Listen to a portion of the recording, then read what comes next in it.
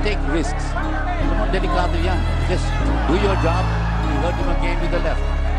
Albert Pagara, hinahanap yung kanan. Tapos na. Tapos na. Sa larong boxing ay tila normal na ang pagpapakita ng angas. Di pa nga nagkapirmahan ng kontrata ay nag-umpisa na ang bakbakan ng bunganga. Pero madalas ginagawa lang ito ng iba dahil sa ito ay mabisang paraan para makuha ang atensyon ng mga tagahanga ng bawat isa. Para kung sakaling magkapirmahan na ng kontrata ay di na mahirap ibenta ang tiket ng laban nila. Isang mabisang marketing sa larangan ng boxing.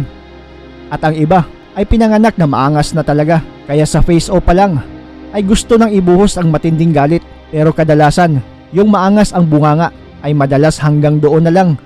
Dahil sa mismong bakbakan ay dinudurog lang sila sa laban at uuwing luhaan at talunan. Gaya na lang itong ating bida, ang tubong maasin Southern Leyte, ang alias prinsipe ng Philippine boxing na si Albert Pagara. Sa kanyang karera ay may iilang kalaban na sinusubukan siyang sindakin gamit ang bunganga. Kaya tuloy sa mismong laban nila ay maagang pinarusahan ni Prinsipe ang maangas na kalaban niya. August 7, 2015, lumaban sa unang pagkakataon sa labas ng Pinas si Albert Pagara.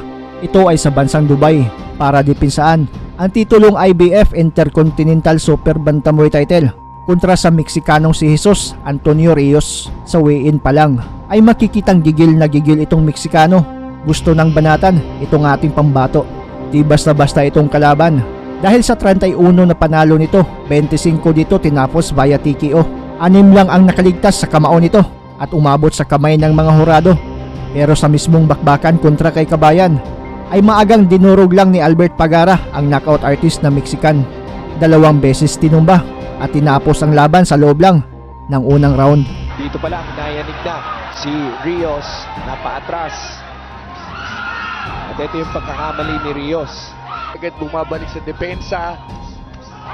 Sobrang bilis itong Albert. Hindi biglang buhos. Alam niya, kuha na niya eh. Ayan, wala suntok. Mabigat din yung jab nitong si Albert. So, alam ni Pagara, hindi ako kaya sakta dito. Oh, yan, nakita niya. Oh. Nakita na yung butas sa Dito pa lang, he was so slow in getting up. At dito, buhos na.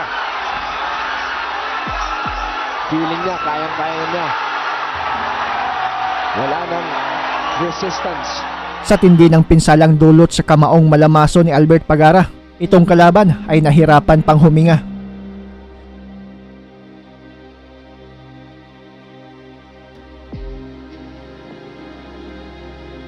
July 8, 2017, kontra niya dito ang tigasing boksingero na nagmula pa sa bansang Thailand na si Aikawi Kaumani.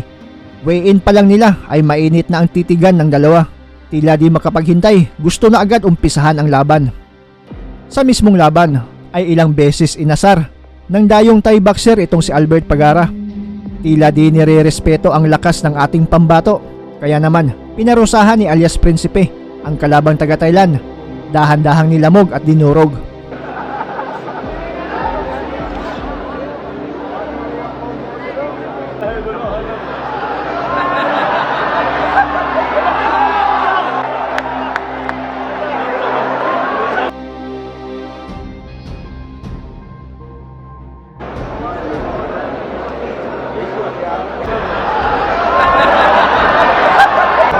Pagkalagot!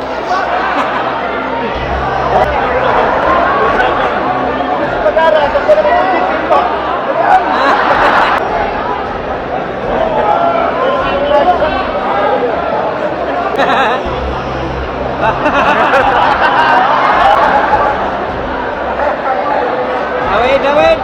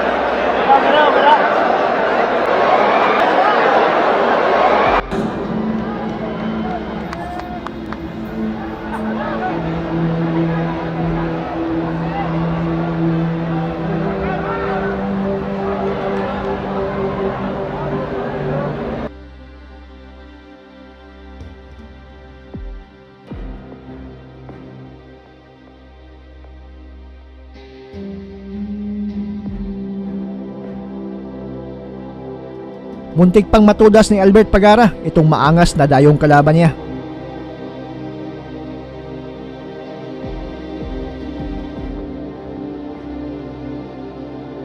June 21, 2014, isang dayong Meksikano ang matapang na dumayo dito sa Pinas. Ito ay si Hugo Partida.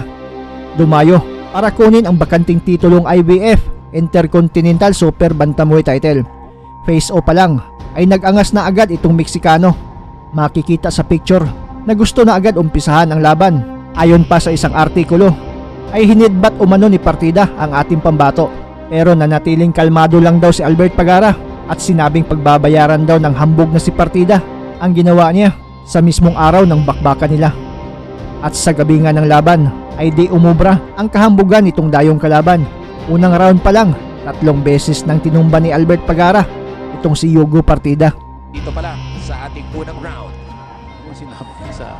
Oh! Sa ball si Partida. Maganda yung kanan niya. Maganda yung kaliwa niya. Pagkatapos ng yung...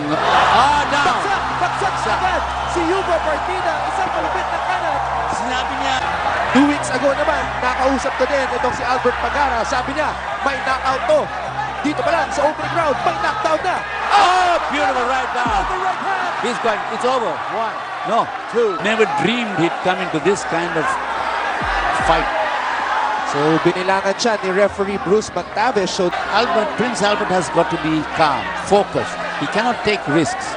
Alam mo, delikado yan. Just do your job. You hurt him again with the left. Albert Pagara hinahanap yung kanan. Tapos na. Kaya naman, Tapos kaliwa. na. Oh, boy. First 2 knockdowns. Sobrang galit ang batang ito. Pasado. Never bargain for this. When he went, the headbutt, pagkatapos yung suntok niya, wala na.